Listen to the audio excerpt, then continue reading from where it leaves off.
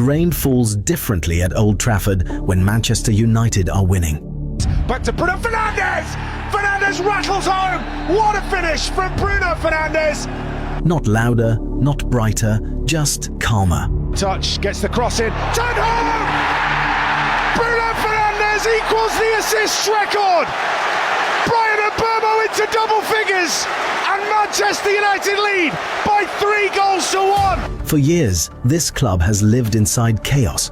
Managers screaming on the touchline, panic signings every summer, dressing room leaks every winter. Every defeat became a crisis.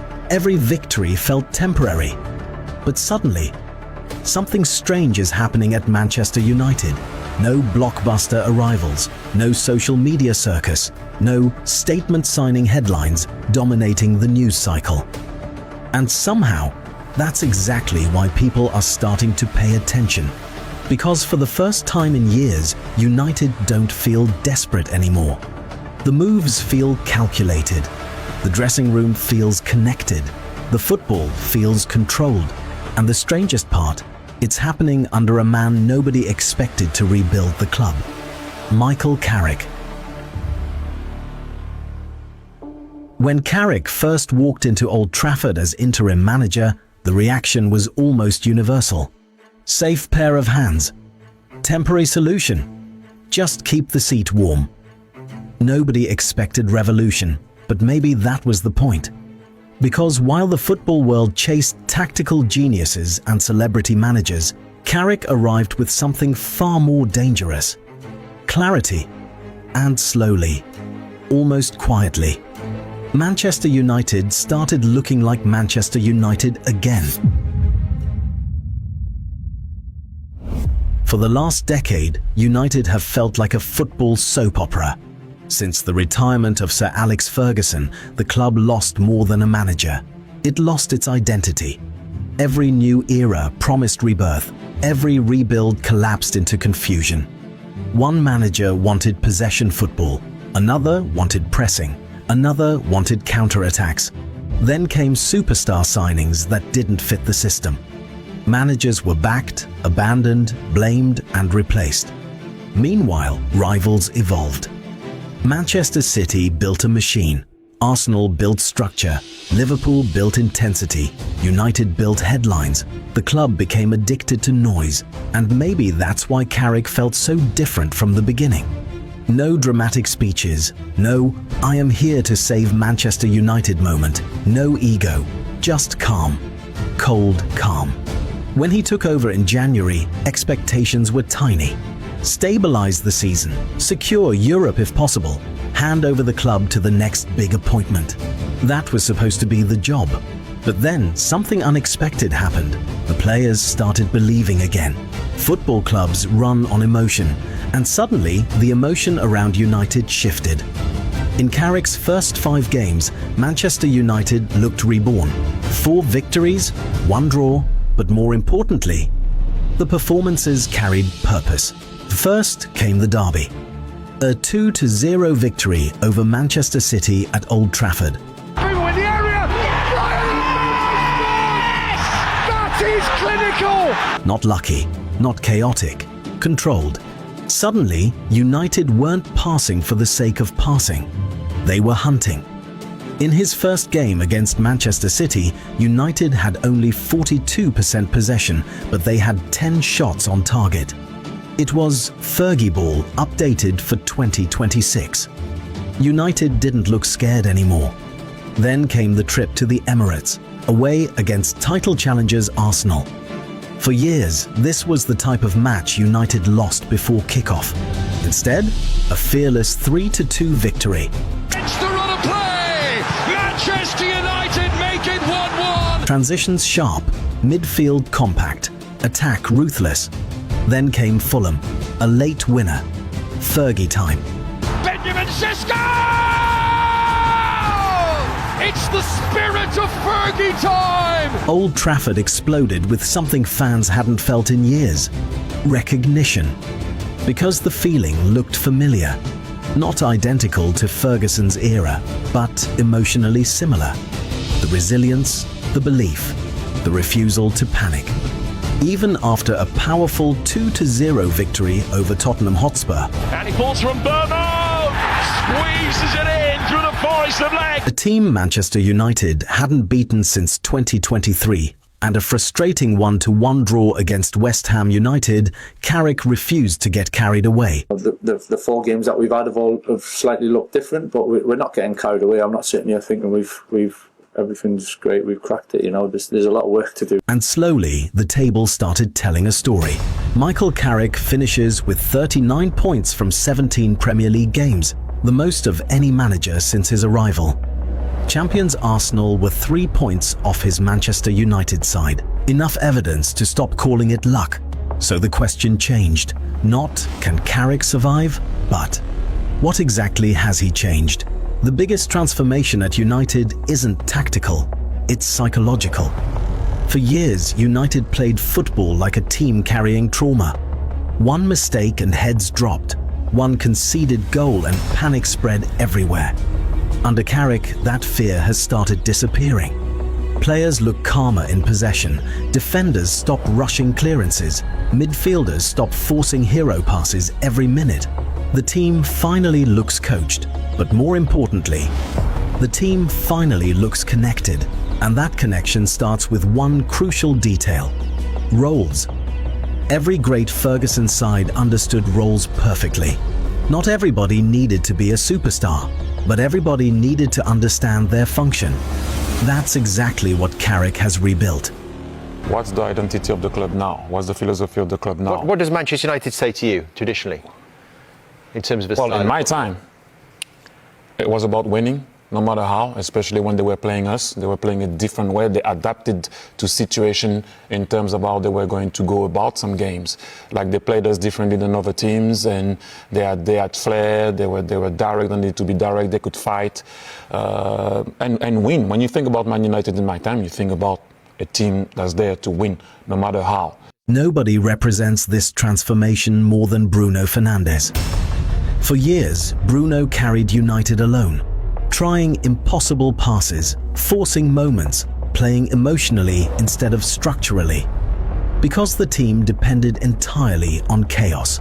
But Carrick changed his role completely.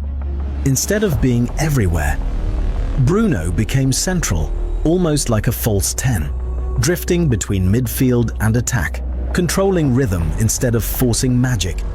And suddenly, Bruno looks brilliant again. Not because he's doing more, but because he's finally being asked to do less. That's elite coaching. Ferguson understood this better than anyone. The best managers don't overload talent, they simplify talent. Carrick is doing exactly that. And under Carrick, Bruno exploded again, leading the league in creativity, breaking Manchester United's assist record, and completing a stunning career resurrection by winning the FWA Footballer of the Year award. Then there's the midfield. For years, United's midfield felt broken structurally. Too open, too emotional, too easy to play through. Now, there's balance. Kobbie Mainoo looks fearless, not as a wonder kid surviving games, but as a real midfield controller. His partnership with Casemiro has transformed the center of the pitch. Mainoo brings calm under pressure. Casemiro brings aggression and positioning. One controls tempo, one destroys transitions. And together, they give United something they haven't had in years: midfield authority. Under previous managers, Mainoo often looked isolated. Now he looks protected. That matters for young players. Ferguson always protected emerging stars with structure. Carrick seems to understand that instinctively. For years, United attacked like strangers meeting for the first time. No spacing, no chemistry, no coordinated pressing. Now the front line finally feels synchronized. Benjamin Šeško is starting to show why Europe rated him so highly at RB Leipzig. His movement stretches defenders constantly. He doesn't just score, he creates fear. Then there's Matheus Cunha. Carrick has turned him into chaos with purpose, not random dribbling, not emotional pressing, directed aggression. Cunha triggers pressure, breaks defensive shape, creates panic zones, And suddenly, defenders can't settle against United anymore. Meanwhile, Patrick Dorgu has become one of the biggest surprises, especially in massive matches. Against City, against Arsenal, he looked fearless, aggressive as a left winger, direct in transitions, relentless without the ball. These aren't isolated performances anymore. There's a pattern. Players aren't just improving individually, they're improving together. That's what real systems do. Maybe the most shocking transformation is the defense. Because for years, United defended like a team expecting disaster. Panicked clearances, broken lines, constant emergency defending. Now, the backline looks composed, compact distances, controlled pressing, better communication. The defenders aren't constantly exposed anymore because the structure in front of them finally works. And this is where Carrick's Ferguson influence becomes obvious. People remember Ferguson for attacking football, but Ferguson's greatest teams were mentally stable teams. They controlled emotional momentum better than anyone. Carrick seems obsessed with that same principle. Control the game emotionally first, then dominate tactically. This is the part nobody wants to admit. Carrick isn't trying to become the next tactical revolutionary.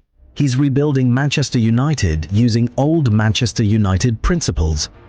That's why this feels familiar. Under Ferguson, United were never just about tactics. They were about culture, standards, fitness, mentality, trust, togetherness.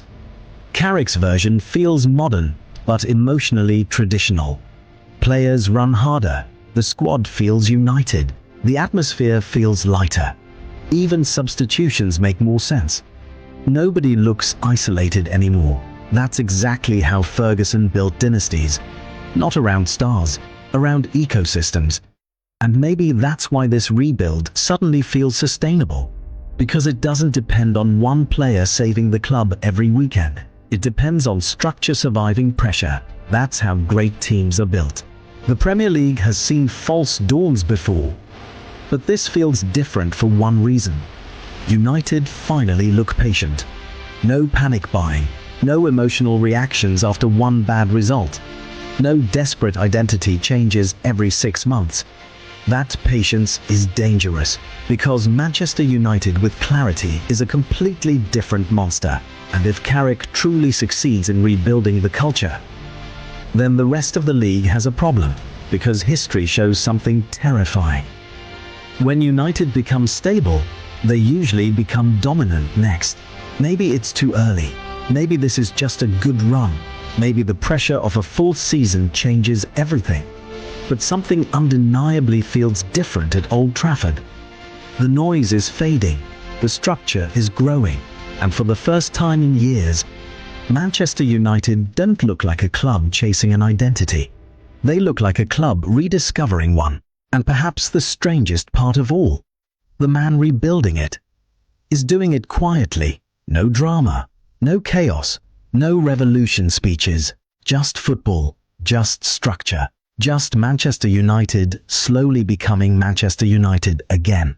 So now the real question is Michael Carrick building a temporary revival or the beginning of the next great Manchester United era? And more importantly, can you actually see the Ferguson blueprint returning at Old Trafford again?